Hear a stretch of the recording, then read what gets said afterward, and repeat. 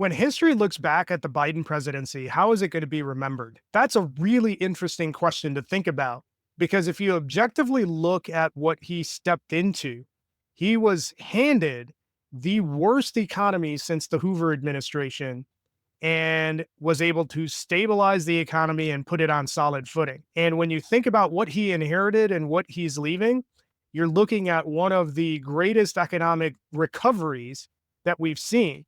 Everybody was predicting an economic crash due to the mismanagement of the Trump administration. Trump is known as the only president to leave office with fewer jobs and lower GDP than what he inherited. That is an amazing feat to accomplish.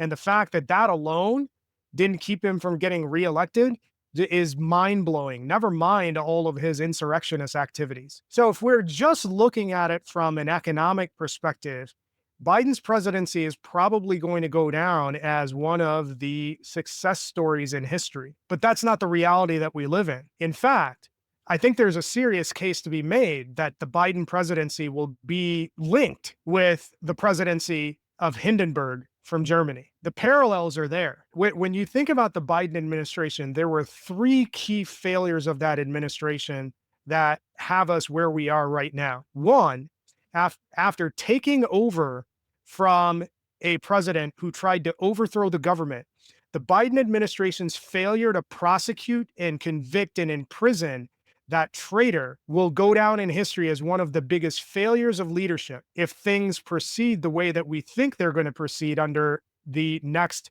Trump administration. One of the other big failures of the Biden administration is their handling of the Middle East. I don't think anybody can say that the Middle East is more stable than it was 4 or 8 years ago. In fact, it's a tinderbox. And that's largely due to the ineptitude of the Biden administration and how they handled the various catastrophes of the region. And last but certainly not least, when history looks back at the Biden administration, the reason why there's a strong likelihood that it's going to be compared to Hindenburg from Germany is because of the handling of the TikTok situation. Keep in mind, the entire TikTok ban was activated by Trump. Donald Trump got mad that his Tulsa rally was lightly attended thanks to organizing on TikTok. And ever since then, he issued an executive order, started the process to get TikTok banned, and now he's playing the role of savior. The failure of the Biden administration to hold the veto pen, exercise his presidential immunity, or do something that would prolong TikTok is going to go down as one of the biggest PR blunders in the history of the presidency. And the reason being, the person who is being painted as the savior of TikTok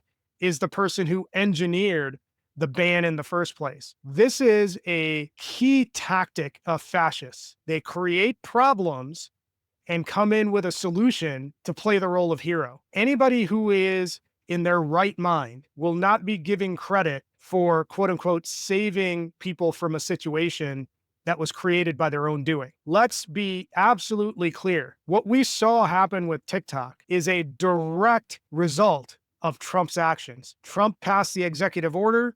He pushed Republicans into presenting this bill. He encouraged the House to bury the TikTok ban into an appropriations bill.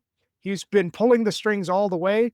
And in the last minute, he gets to play hero when the whole reason we're in this mess is because of him. Taking all of that together, when history looks back on the Biden administration, if the next 4 years results in us falling deeper and deeper down the path of authoritarianism, and the far-right resurgence of the Fourth Reich, Biden will be known as today's Hindenburg.